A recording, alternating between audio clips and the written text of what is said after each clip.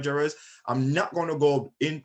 I'm just going to give you a general overview: record keeping, reporting, budgeting, income generating activity, taxation, and retirement. All right.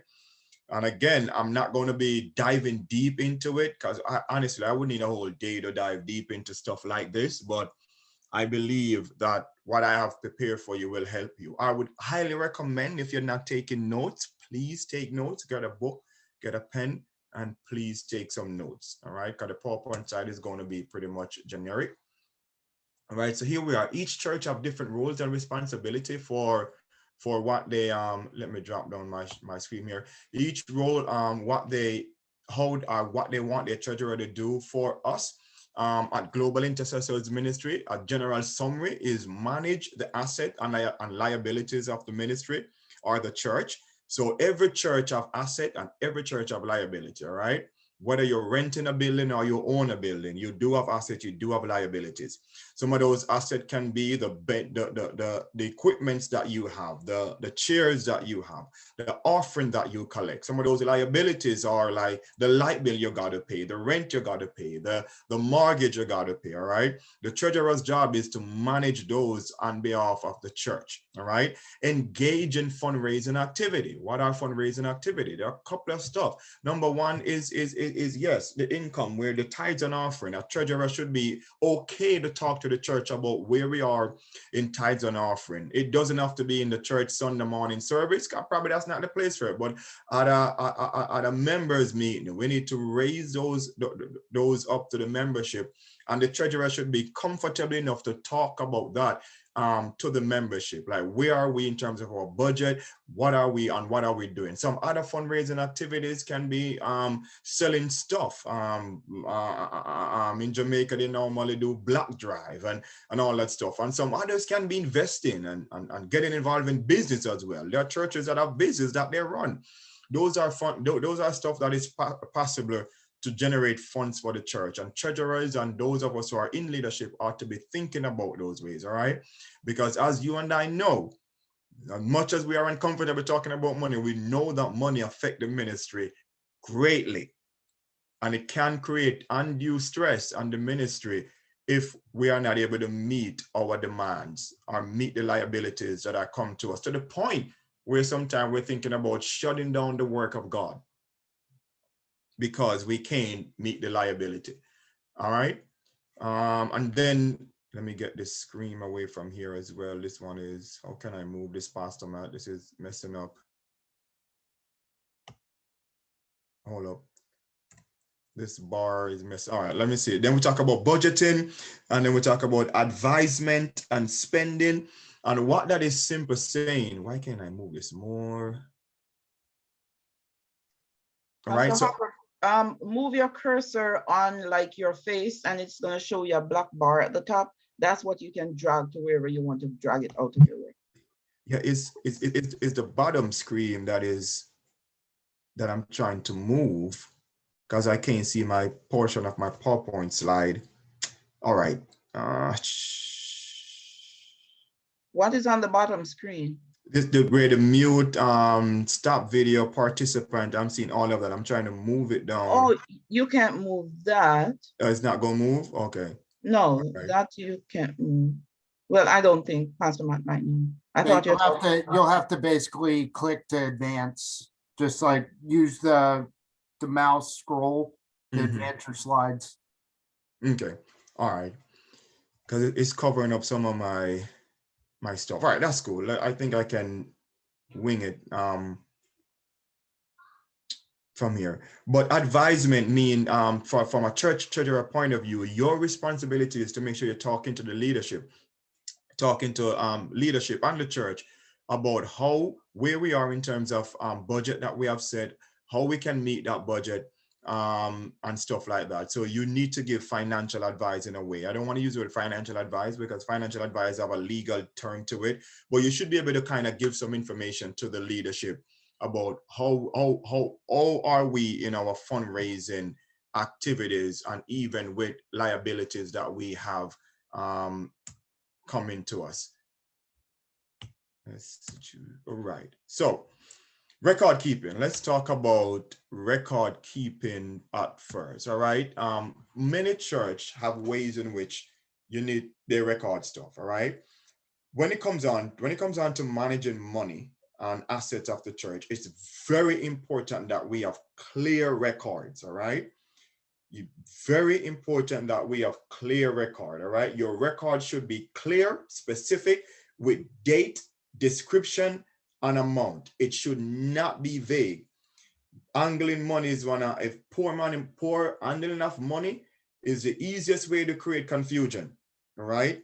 And then even can lead to what I call a bad impression, as if there is fraud or stuff like that. And I do know that fraud take place in some money management within church, but sometimes it's not really fraud. Sometimes the person just didn't do a proper job in recording the information. All right. So if for example, somebody pay their tithes, all right, you should have the name of that person that paid the tithes. All right. You should have a date that tithe was paid. All right. You should have a description that say this is tithing. All right. If you lack any of those three, then you start to your record going, or your data management is going to start to be disruptive. All right. And you should be knowing where you're putting that as well, because you can't put income in expenditure. You're going to get thrown off. So you need to understand what is income and what is expenditure. All right. You need to record all income and expenditure promptly. All right. Many times we take on the lazy approach where we said, okay, I have it, I'm going to record it. But then when it comes time, number one, you forget where you put it. Number two, you forget who gave it to you. All right. And then number three, you all even forget how much it is.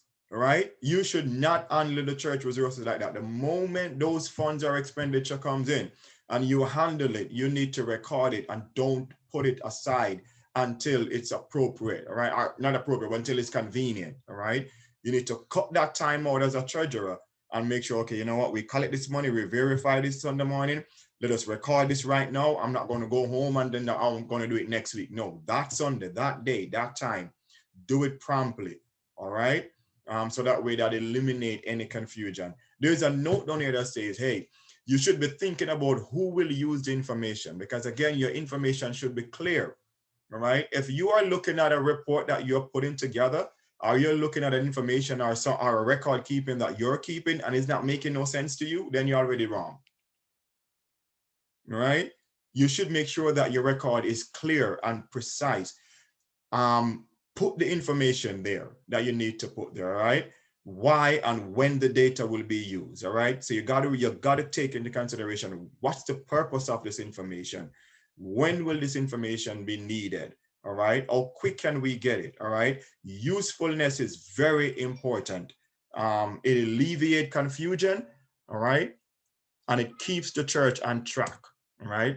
Your report should be useful and not just a bunch of data on a form. All right. So total your category. So when you're talking about a report now, all right. So say, for example, at the end of the year or the end of the month, depending on the church that you're with and the leadership that you're with, you got to generate a report. For Worship Cathedral, each month when I was there, we used to have a monthly report that is generated and is presented to me, the officers, and then to the general church. Right. So as to allow them to see where we are financially with the ministry. Right. So in that monthly report, there would be a total of the income. All right. And there are different income categories. So on your report, you should not just have income, if I may say that. All right. So under your income category, you should list every category where you're getting that income from. All right. If it's tithe, you don't have to list all the names of the person who are tithing. You just need to put tithes and put a total. All right. But there is also offering. All right. And offering then is breaking up into different categories. There is Sunday school offering. All right. There is men's fellowship offering. There is women's fellowship offering. So you need to break that down in there so that way person can see where that money is coming from. All right. And then you need to total that amount. All right. You need to total that amount of income. The same with the expenditure piece. All right. you need to make sure that you are listing the different categories of expenditure that is there. You should not just have expenditure and then that's it. No, you need to be listing every category of expenditure on your report. All right. And then you need to total that expenditure. And then you need to take that total from the income so that way it give you a ending balance. I do not want to say net profit because churches is a not-for-profit organization. So you do not want to use the word net profit in your report because now you start to venture into taxation law and kind of construe the information. Are you a profit making entity or not a profit making entity? So it's more net gain or loss that you want to use. And if you're running a net gain, a net loss, then you know the church, that's information that should be coming to the church, coming to the leadership, because that need to be addressed. All right. Something need to go. Either we need to increase income or we need to cut expense. All right. But the church cannot continue or shouldn't continue to run a net loss because it therefore means that we are owing somebody. All right. Any questions so far on that?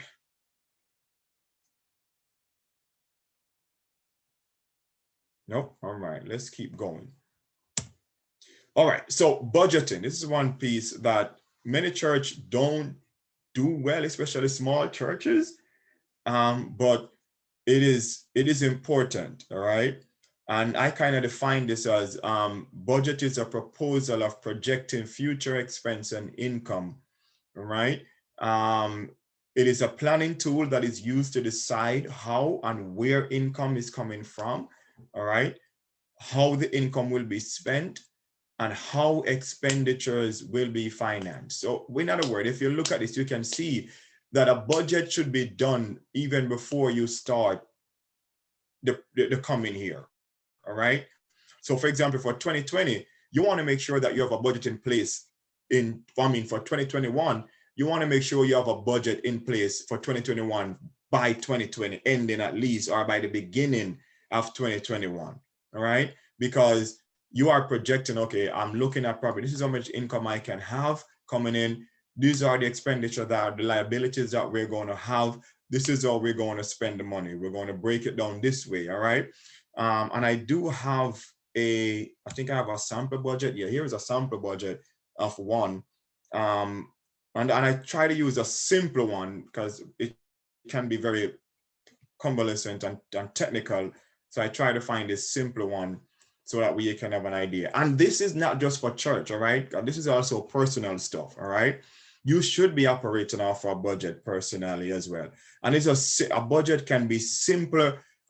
This is my income, this is my expenditure, right? It's simple, sometimes it's simple as that. And again, even though I say simple, but your income, you should always list the source of income, not just put income. But even if you just want to, say, for example, you don't even know how to do it and you just want to put income, that is still better than nothing, right? It is still better than nothing. But to be a little bit more precise, you want to list your source of income. You want to list your source of expenditure or liability. As you can see on here, for this one, this is a sample. You see the person of take-home pay. So this is a person that is working and they're looking at previously from what they have been earning, they're looking at their take-home pay at $2,000. And then you can see they have added additional income there. Some of you might have that. The church might have additional income there, like what they have been generating from not just the tithes and offering, but also other activities that they have getting involved in. Like I know Faith Tab, they did a food thing the last time. Those items should be itemized within your income section. You should put fundraising activity and separate that from your tithes and offering. There's a reason for that, because tithes and offering is technically not tax. And I'm jumping way ahead of myself because we're going to talk about taxation in a little bit. But your tithes and your offering are generally in most countries not taxable event. But those other fundraising event can be a taxable event based on the country that you're in, right? And as you can see, this person went down and list pretty much their expense. You can see they start with their housing, their transportation, their utility, even the very cable and cell phone is there. Even the gym is in here. Grocery, medical, dining if they want to go out, travel, entertainment, other discretionary spending, debt repayment, and savings. Yeah. Many of us and many churches don't think about saving for the rainy day. It's important for us to always make sure we're putting away something for rainy day. And I'm not saying if from a church perspective that you need to have all this money saved in the bank account and people dying for hunger. You already know that's not overseer Harper. And that's not going to fly with me. But what this is saying is proper planning, right? For a saving account for a church can also talk about endowment fund, which you're putting away money in the event that your income begin to subside. You can have something to pull from to keep the ministry or keep yourself going. All right. And one thing I want to point out with this is, especially on your expense piece, you want to be precise with these. You want to make sure that you're listing everything that you possibly spend money on. All right. You want to make sure that it's there.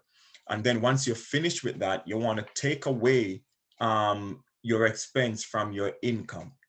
All right. If your expense is more than your income, you have work to do. All right. This person didn't put tithe in their list, but tithe should be on here for every Christian. All right. You should put tithe in your expenditure for every Christian. So if your expense is more than your income, you have work to do in your personal life or even at the church level.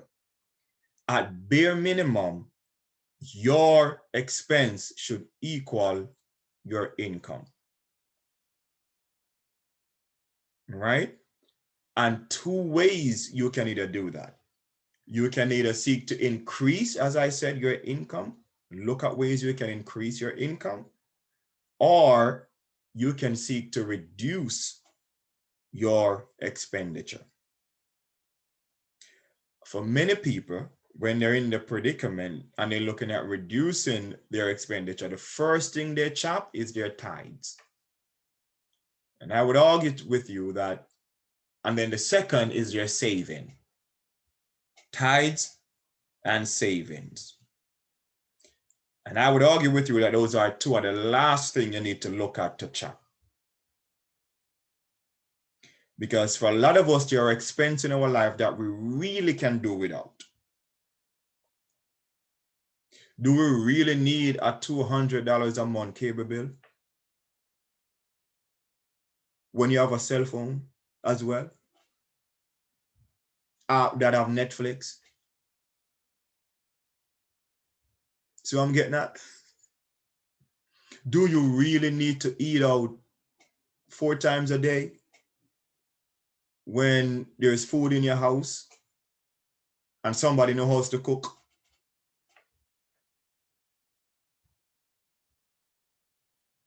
Do I really need to travel and go to the movie theater every week? Or could I just go twice a month? How can I reduce my electrical bill? Do I really need to have all the lights in the house running every day, night and day, even when the sun is bright? How about setting my thermostat for my heat at a level and keep the house well insulated so that way I don't have to bucket to 90 for it to be warm? Do I really need to buy a car that my car payment is $700 when I'm only making $1,000? And do I really need to drive to the corner store every 2 minutes when I could just walk?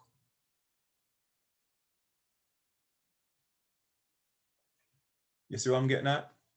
So there are other areas that you can look at to reduce your expense without chopping your saving or cutting your saving and cutting your commitment to God. Right? What I am going to ask you to do for me right here, I'm going to ask everyone to, if you already have one, I'm going to ask you to share for me because I'm going to keep this open. You can open your line and share with us. How do you do your budget for yourself personally? I mean, you don't have to give us detail, but just come on board and give us some tips. Talk to us. Open it up for 5 minutes.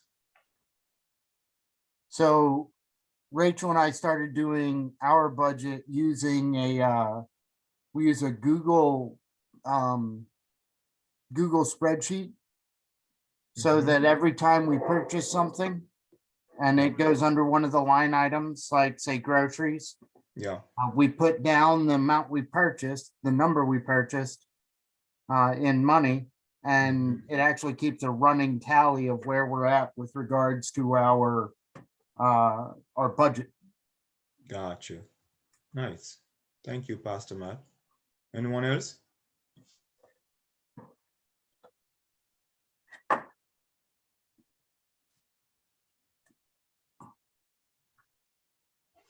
Hold on. Are you saying that no one else in this group operate by a budget?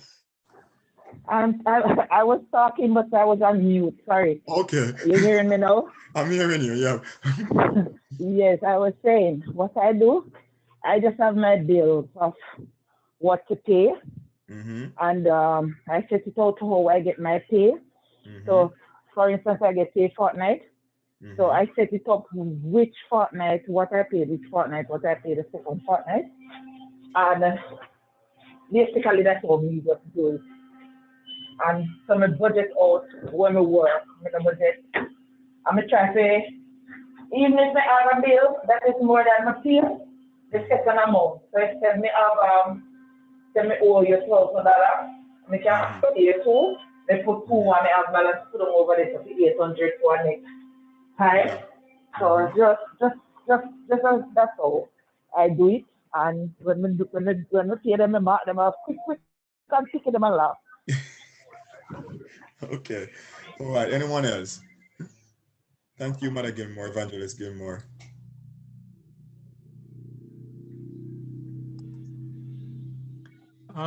For me, I have certain bills that I prioritize.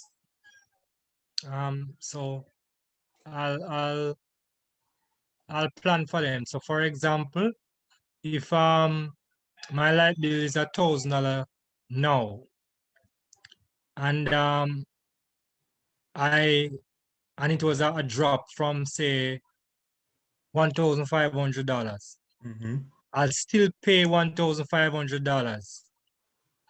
I do that so that if, for example, a case arises where something goes awry, I will still have a balance the next time around of $500 if the rate remains the same. So then, yeah, or then now if something comes up and that next bill say is $500, then for me, I would still have $1,000 to do an emergency thing or something in that space. So I try to do that also with like water and so on. So at the end of the day, it's like because the bills are especially water and light, they are not static. I try to pay them on time or before. Because we know that in Jamaica you have late fee. So very rarely it catches me because I try to pay the excess, and then if the bills if it goes up, I still would have some sort of leverage in so it would not affect I would budget. I wouldn't have to pay more, if you get what I mean. I think it's the first I'm hearing that take on it, which is very unique intake. It seems like what you're doing is having what I would call quote unquote a loan to each one of these places. So they owe us money, and that loan is acting as a leverage. I got you. I see where you're getting at. I would propose a different method, but if that works for you, that's fine. But I would propose a different method because that money that they have for you is money that they have and not paying you $1 of interest on it. So my mind, no. you know? let me clarify. So I do that, as I said, based on the fact that I'm doing it if there's a rainy day.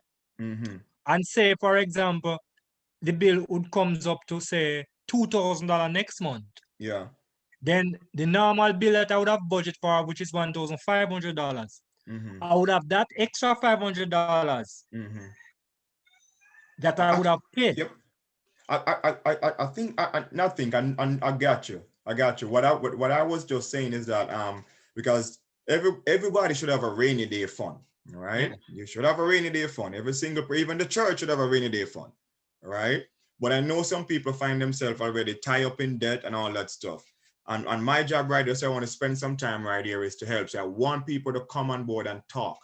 All right, come on board and let us talk. All right. The rest of the PowerPoint slide, you will get it. I really wanted to spend some time right here to help some folks. So But Rev, what I'm hold saying, on. go ahead, Hold sorry. on. Go ahead.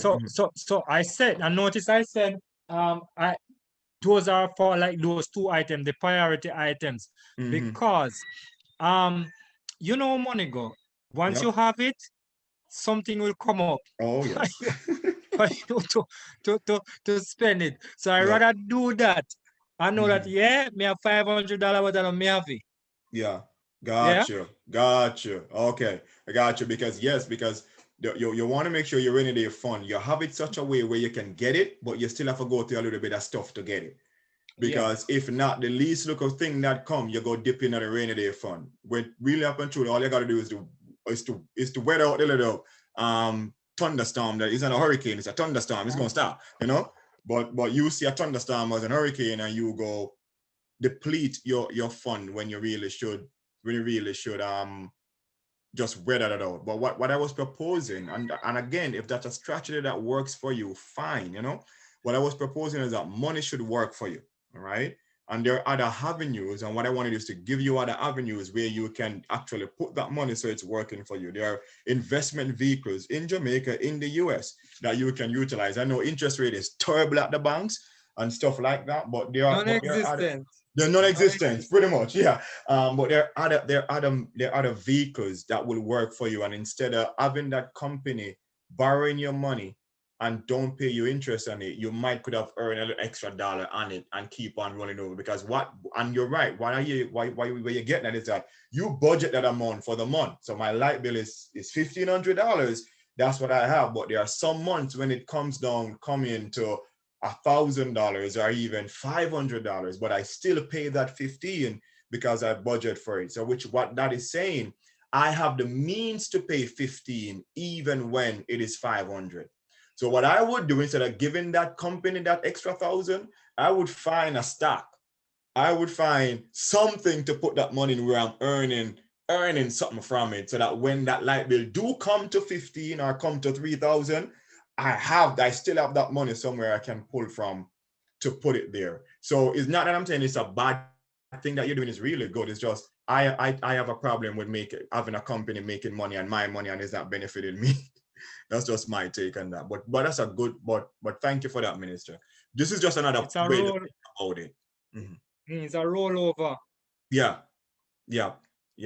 And he mentioned something, because they talk about late fee. That's another area too where a lot of us don't think about how we can cut our debt. All right. Pay your bills on time. Why are you paying a company late fee? And we don't recognize that that's a debt that we're carrying. And you're actually increasing your debt, because now you owe a company $500, but you decide to pay it late. No, you're paying $550. No, overseer, you pay it late because you know it. Oh. that's so true. But one of the reasons why we don't have is because we didn't budget properly in the first place. And I said, that's why I want people to come on board. I want us to come on board, because I know for a lot of us, we never know this before, and we're already in the predicament that we're in. All right. How do we get out of it? It's going to take some work. So let's hear, how are you doing it? Who else want to come on board and talk with us? Are you basically saying, I make $1,000, I should live within that $1,000? That's what you're basically saying. Pretty much. So if I'm living outside, all right. So what if I make $1,000, but my expense, after cutting everything that needs to be cut, is still over $1,000. So what I do is I have a credit card that is due for $250 and pay $100 until next time when we get the 150, I'll pay that. So that occurs a late fee, but then it which is more expensive. But I don't have that $250 in my $1,000, but I want to pay all the bills that is due. So what do you call that? I know that's not healthy budgeting, but that's a pretty good predicament that a lot of persons are in. They're only making $1,000, but their expense is $1,500. And even though we cut the traveling out, we stop eating out that way, stop doing stuff like that, it's still just that $1,000. All right. No, a couple of things. Number one, all right, especially in the United States, you need to separate what is your needs, what are your wants, right? You need to understand the difference between the two, all right? Your needs are stuff that you need to focus on, and the wants are enhancement, all right? They're enhancement. We have getting, and a lot of people have a lot of debt because of credit card that we are finding ourselves in, all right? If you are already struggling to pay your credit card bill on time or not paying the full minimum payment, your credit score is already jacked up. All right. So you have to make that hard decision. Is it worth it if I only have $200 to spare and I have 5 credit cards? Is it worth it for me to constantly try to pay all the credit card at once? All right. And they're not going nowhere. Then to be like, you know what, let's focus on one of these cards at a time. Those are some hard choices that person will have to look on and make, right? Let's pay off the small one right here first, and then the money that was spent, let's pay it, then let's put this one right here, and then move up the line. Most time experts say try to pay off the one that have the highest interest on it, because that's the one that's probably going to give you the most difficult one to pay off. But sometimes that one too, if you recognize that the money that you're putting on there is not making no difference, it's better to look at your expense and say, okay, which one which impact would have a better impact in me putting that $200 or that $300 that I got to pay. Does that make sense? No. Like that. So you're basically saying that I have 3 credit cards, all of them has been late for 3 months. My credit score is already low. So might as well me just put the $200 on one and keep myself in a budget and take time to pay off. There you go. Sorry, American. And take my time and pay off the credit cards because my credit is already okay. But what if the rent is one of those issues that I have, and to buy, it's better to just me messing up my credit is not going to work with cutting down that rent. If your rent is more than what you're making, you're already not budgeting. You're not budgeting. Why would you rent somewhere that is more than your income? It's poor choice. Because that's always there. Sorry. So we got to change our attitude. So our attitude got to get adjusted, correct? So part of budgeting is coming to realization and recognize I got to adjust my attitude, and I come back to accountability. Accountability, yes. Yeah. You got to come back to reality and accountability. And then what we do is say, we can't pay my tithes because we have all of this. Yeah, because you put yourself in all of that. All right. And I know, like, for even in New York and New York folks, I'm not picking on you. But if you recognize your money can't make it to New York, go over the bridge of Jersey. You have to be willing to be accountable and live within your means. Pastor Harper.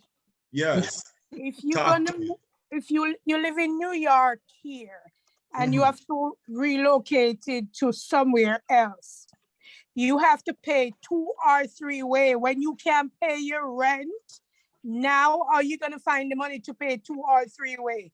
So sometimes you have to stay into what you are in right now and see your way out.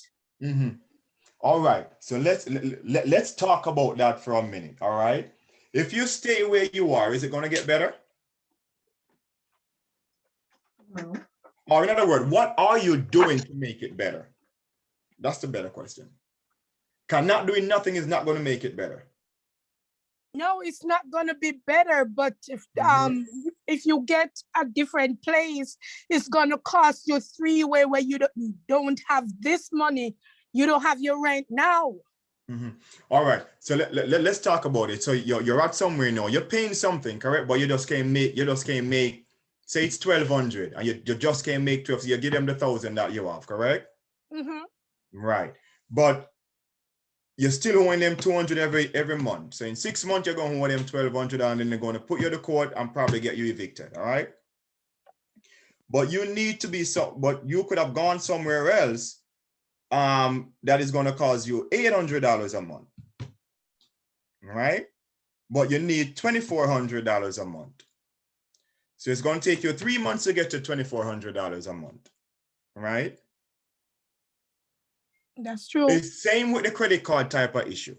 You can barely pay the rent now. You're still going to owe this person some money. Again, we have to make, and I am not telling people don't pay your bills, all right? But you have to sometimes make some tough decision to get to where you need to get to, all right? Why not?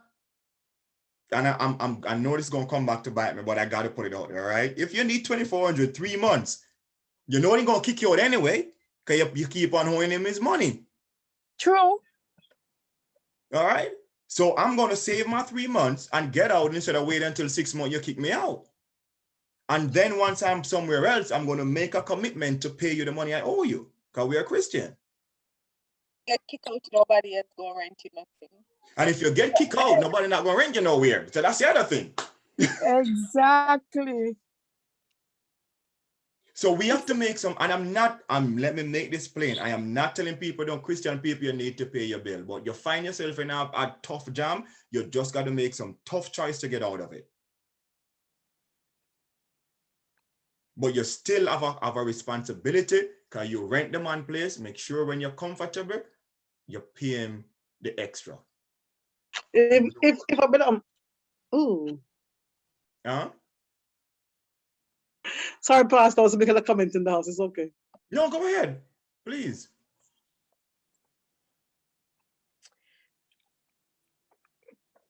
I was saying to Sister Michelle just now that Christian life is not supposed to be this hard if we live by the bird.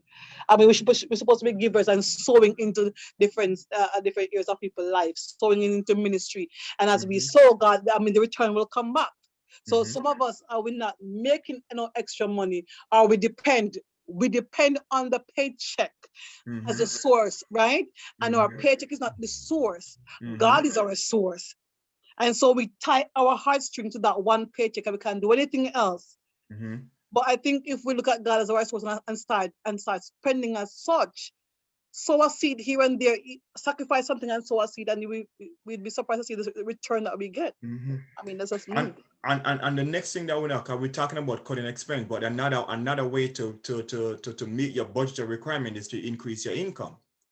And many of us are not looking in that area too. How can we increase our income? All right. Can get a better job. You can start investing into other areas. All right. There are ways, so it's a two-way thing. You can increase your income, reduce your expense. All right. But you should never be at a place where you're constantly running a deficit in your life.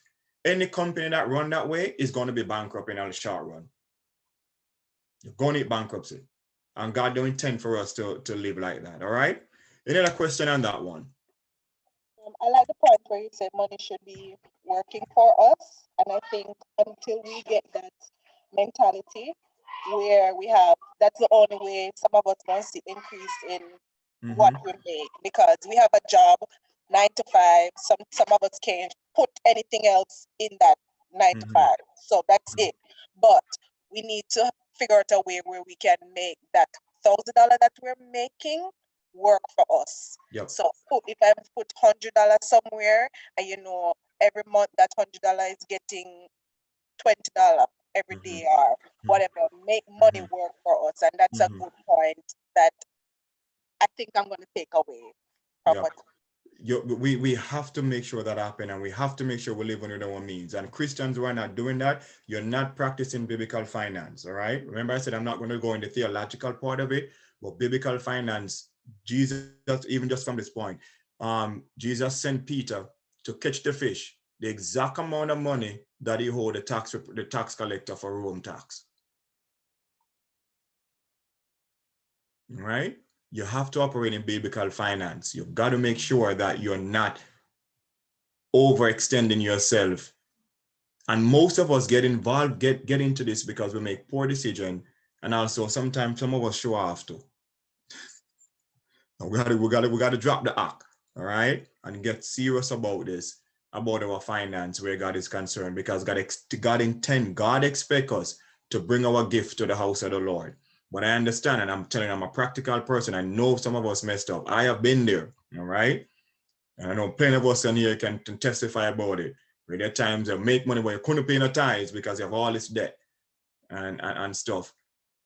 We got to get real about this. And again, one more thing that we do, a lot of us do this too. So we get a raise at work.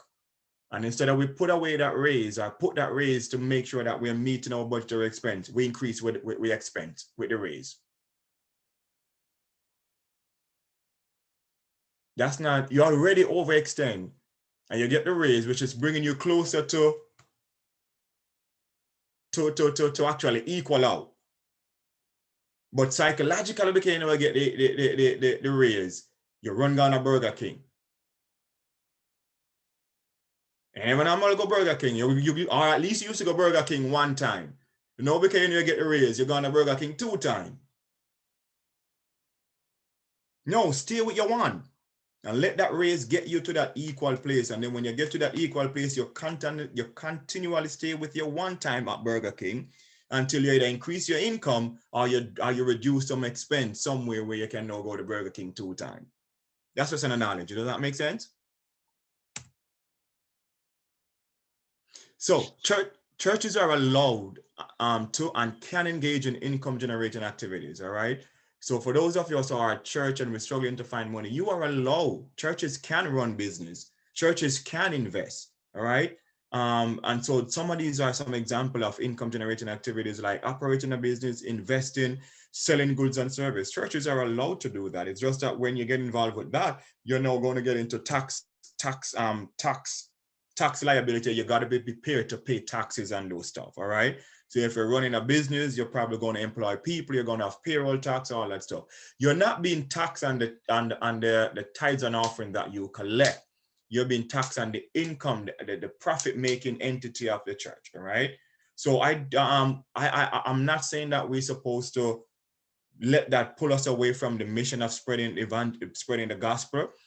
But if you see that that's one area that can enhance you getting the gospel across, by all means, if you have the expertise and the will and the resources to do it, don't be afraid to come up on to engage in it. All right. When you talk about investment, invest in church money, you need, that's a little bit more technical. It's technical, but you need approval from the board, and it's going to have to be in the church name and all that stuff. It can be no individual person name. Every country rule would shy away from that. That's actually illegal, actually. So therefore, what means I cannot ask Worship Cathedral to buy stock in a company in my name with Worship Cathedral money. If Worship Cathedral are going to buy it, it needs to be in Worship Cathedral name. So if you do not have the means to make that happen, I would say do not go about doing that. Does that make sense? Because you're going in illegal territory there, and you could be dragged to court. But if the church want to buy that stock in the church name, they can do it. There are some of the restrictions about how and the type of vehicle that you can invest in though. And most of that too is also in the constitution of a church based on what they put in their church constitution as well. And those type of stuff you would be taxed on if you make money from those stuff. But it's perfectly okay. Right, selling goods and services is another way. So taxation, again, most countries have rules around how they tax church. Most churches in most countries, especially Western country, your tithes and offering is not taxed, all right? And it doesn't require you to file a tax return because you don't need to. Some countries, or like in Jamaica, we still have to file an annual return, and that annual return tell them that we're still operating. And I think one of the reasons why we still file an annual return is because we still have the limited and the church name, which means the government is seeing it as a business. So once we remove that limited from it, It's a matter of if or when we have taxable income that we file. And I know in the United States, it is not required unless you have certain amount of asset, which I think is over 50,000 in asset, or collected over 50,000, that the IRS require you to file a tax return, and they won't even tax you on it. They just want to know, right? So that they look. However, if you have these events like a payroll tax, or if you employ somebody, you're going to have to pay payroll tax on it. And this is from the church perspective of it, or the business perspective of it, right? I think this is my final slide. No, let's see where. Okay, I have 2 more slides. So pastoral and ministerial and workers retirement. It's important, church and church treasurer, that we look into how we can support our leaders in their golden age. After they've given so much to the ministry, we should be looking to see how we can support them in their golden age. And waiting until they get to their golden age to think about it is the wrong time, really wrong. So now in their young, vibrant self, you should be thinking about what can I do to make sure that when my pastor is retired and can't do this no more, that at least there is something for them to live off. All right. I've seen there are too many reports and news that I've read about pastors reaching retirement and just can't live. There's nothing coming in to support them. It's not right. And I can tell you from biblical, and Pastor Matt is here, back in Israel, when a priest retire from the temple, there would be a retirement set going to that house every single month for that priest, right? And so we need to start thinking about it. Sometimes it's a simpler thing. Sometimes it's just setting up a retirement account somewhere. I know I have on your IRA account and 403B and 401ks. 403B is the same as a 401k, just that one is for not-for-profit and one is for profit organization, but they operate the same. Those are more complex investment vehicles, but you kind of simple as to go into a bank and set up a saving account and put the money in there every month for the person, right? That's possible. That's well within the realm and legal as well. Right, but it's something that we should be looking to. In fact, every church should be looking to make sure that your pastors are paid. But I understand that sometimes we're not there yet, but that should be something, and it shouldn't take long. I don't care if it's $10 a month. Right, it's talking about discipline and making sure that the ministers and the man and woman of God is taken care of. Right, they have families as well that are there laboring with them in the work. All right, so I want all the churches to kind of look at this to see what is it that we can do to support our ministers as they lead us according to the plan of God. So personal finance, all right, talk about budgeting again. Establish one. It can be as simple as putting your income and your expense on one piece of paper, equal it out, and if your expense is more than your income, then see what you can cut. Right, job and income, know your source of income and live within such, right? Live within your limits, right? Expense, keep your expense low, all right? And only use credit when you have to. Cash is still gold, right? Investment, look into some good ways to increase your network. I mean, investment is a good way to increase your network. And some of these investment vehicle can be as simple as a CD, can be as simple as a mutual fund. Mutual fund are not simple. Bonds, stock, those and business, starting business, those are not really simple, but it is there. They're out there that you can utilize. You can step into a bank at any time and ask those questions. And if you are technological savvy, you can go online. There's so many online investment firm like Betterment and Fidelity. In Jamaica, there is JMB, there is NCB Investment Arm, all right? Go and talk with them. Sometimes all it takes is as much as $1,000 in Jamaica and sometimes $100 in the US to get these things started. Those are money that sometimes most of us spend every week on a Popeye's chick meal that we really don't need. Because there's chicken in your fridge that you can go home and fry that tastes much better than Popeye, and we're just being lazy. And you'll be surprised or over time, those begin to build up and you start getting money from them. All right, retirement. It is estimated that you should save at least 10 to 20% of your earning, and that's your gross earning. All right, if you want to live comfortably in retirement, age. You need to look at how much you're putting away for retirement. Those of you who are working, are you contributing to the company 401k or 403b? Because most company match your contribution. If you're not doing that, you're losing money. A company say, hey, put away 6% of your earning and I will give you 6% of my money. And you're giving that away because you need to buy McDonald's. Right? And I know I'm generalizing a little bit, but I'm saying if you dig out enough, you can see that you can put that money away and get that matching money from your employer. Those are free money. All right, tithing is another way. You got to tithe, because what tithing does, it helps to build biblical and also good financial practice in your life. Right? Many of us who are here will confess that when you don't, I mean, for me, let me talk. For me, when I don't tithe or give God something, my finances jacked up. Anyone recognize that? Absolutely. Yep. So it's important. It does build good financial habit with you. So I told you that my slide is not that long because I really wanted to spend some time with this personal finance and the budgeting piece. Is there any question, or do I need to clarify anything? We still got. Where am I? Rev, Yeah. as you were saying, so in that case, looking at from a biblical perspective. So even if you have never steal in your own life, Yeah. because that's the only time God call a man a robber. Mm-hmm. When you don't give him your tithes. Yeah. Yep. Bible says you rob from God. You're stealing. But look, and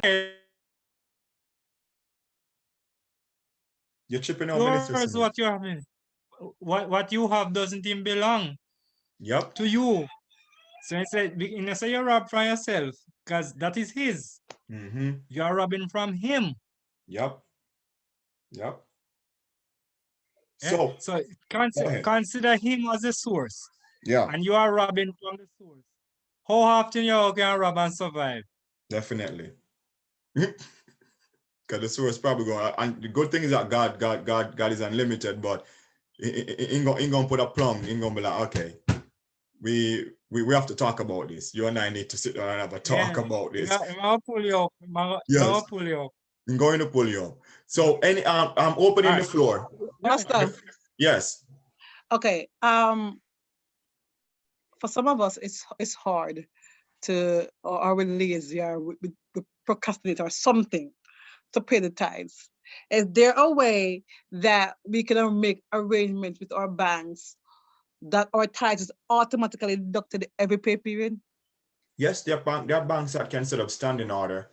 And actually also you can go, if you have online, like in America, if you can go on online banking, you can set it up by yourself. All you need is the churches. You need to talk to the church treasurer, get the church bank account, the bank name first, where the bank is at, the bank account number, and the routing number. And then you can go on your online and set up a recurring debit from your account of a certain amount, and it will automatically take it and transfer it over. Done. Like a bill payment type situation. You Yes, use the sir. bill pay? Similar Yes, to sir. that. Very Okay. similar to that. How You can much of even it use the are bill we? pay. And to do that. Yeah. Okay. All right. That will help us to become disciplined as well. That's exactly. I'm not disciplined. Exactly.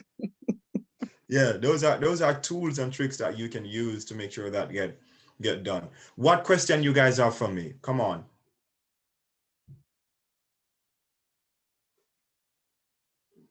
None?